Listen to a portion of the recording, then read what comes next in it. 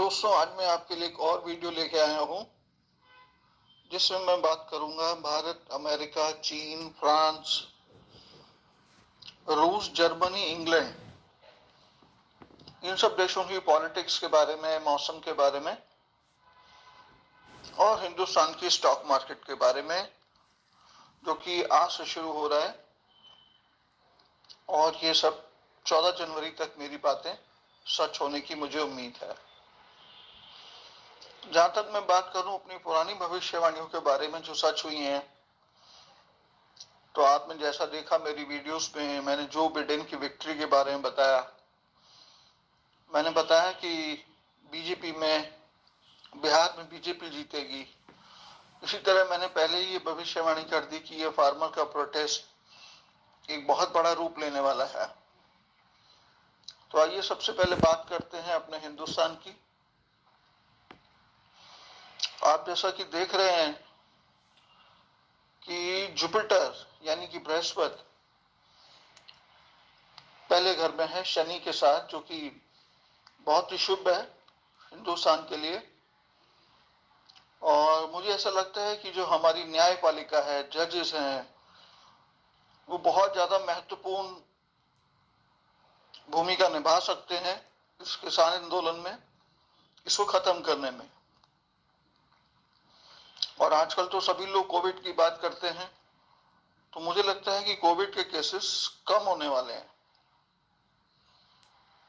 मंगल चौथे घर में है और केतु के नक्षत्र में है, जो कि ये दिखा रहा है कि हमारे बॉर्डर एरियाज में आतंकवादी गतिविधियां चलती रहेंगी और ईस्ट इंडिया, पूर्वी भारत में मुझे लग रहा है कि कुछ नोक-झोंक ज्यादा हो सकती है। वहीं मून छठे घर में ये दिखा रहा है कि जो पब्लिक सर्विस है, आम जनता जो है, वो महंगाई की वजह से काफी उन्हें दिक्कत हो सकती है, खास तौर पे खाने पीने के आइटम्स को लेकर। Next slide.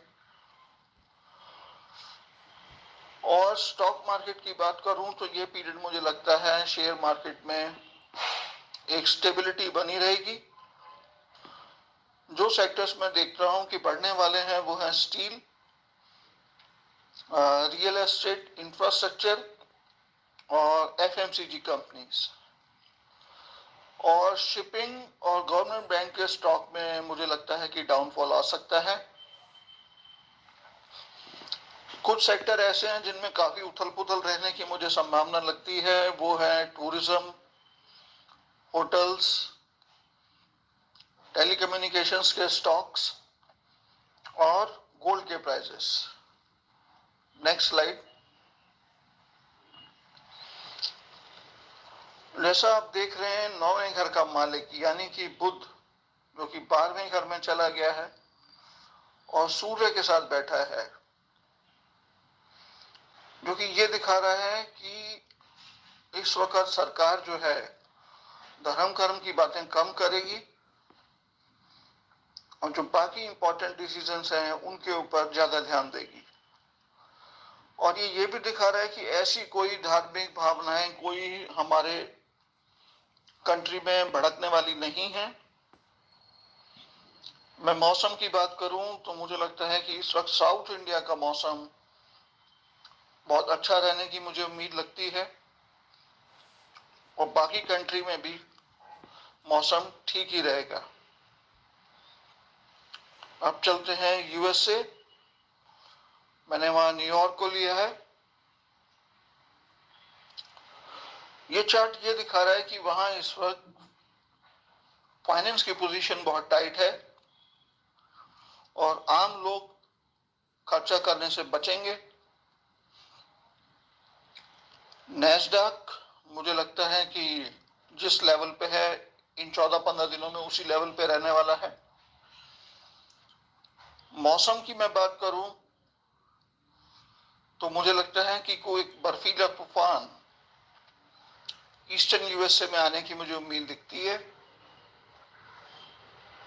और एक अच्छी खबर ये कि डिस्ट्रीब्यूशन जो कोविड वैक्सीन है वो लोगों को मिलनी शुरू हो गई है, जैसा मैं अपनी पुरानी वीडियोस में पहले ही बता चुका हूं।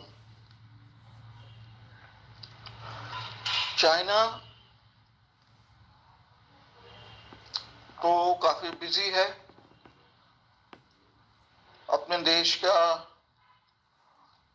एम्प्लॉयमेंट, रोजगार लोगों को देने के लिए चाइना की सरकार लगी हुई है, और वो लोग दूसरी कंपनियों के अंदर भी बहुत ज्यादा इन्वेस्ट करने वाले हैं अपना ग्रिप और मजबूत करने के लिए। चीन में भी कोविड वैक्सीन का डिस्ट्रीब्यूशन लोगों को मिलना शुरू हो चुका है, और ये मैं अपने पुराने वीडियोस में बता चुका हूं। फिलहाल चाइना के साथ बॉर्डर के ऊपर मुझे कोई लड़ाई झगड़ा नहीं दिखता है, और मुझे लगता है कि चाइना अपने पड़ोसियों की तरफ एक दोस्ती का हाथ बढ़ाने को तैयार है। रशिया की बात करूं तो रशिया में 30 दिसंबर को अनुराधा उदय हो रहा है, जो कि एक वृश्चिक में नक्षत्र है, और उसका जो लग्नाधिपति नक्षत्र का मालिक शनि वो तीसरे घर में है बृहस्पति के साथ। तो ये दर्शाता है कि रूस अपने पड़ोसियों के साथ एक दोबारा से गर्म जोशी के साथ एक नई शुरुआत करने को उत्सुक है, जैसे कि हिंदुस्तान के साथ, और अपने बाकी पड़ोसी देशों की भी वो मदद करेगा। जहां तक कि लग्नाधिपति है यानी कि मंगल, वो आप देख सकते हैं छठे घर में है, वो ये दिखाता है कि रूस अपने दुश्मनों को पूरी तरह से कंट्रोल में रखेगा इस दौरान। और एक और चीज जो मुझे दिखती है वो ये है कि कोई बहुत ही ऊंचे धार्मिक व्यक्ति के कुछ गलत काम जनता के आगे आ सकते हैं। जर्मनी और फ्रांस की बात करूं तो यहां दोनों देशों में ही जो आम जनता है वो सरकार की बुराई करते हुए दिखेगी कि सरकार ने इस कोविड के दौरान पूरा काम नहीं किया है। हालांकि एक शांतिपूर्ण माहौल इन दोनों देशों में बना रहेगा, क्योंकि बृहस्पति चौथे घर में है, तो ये इस चीज का जरूर इन दोनों देशों को फायदा मिलने वाला है।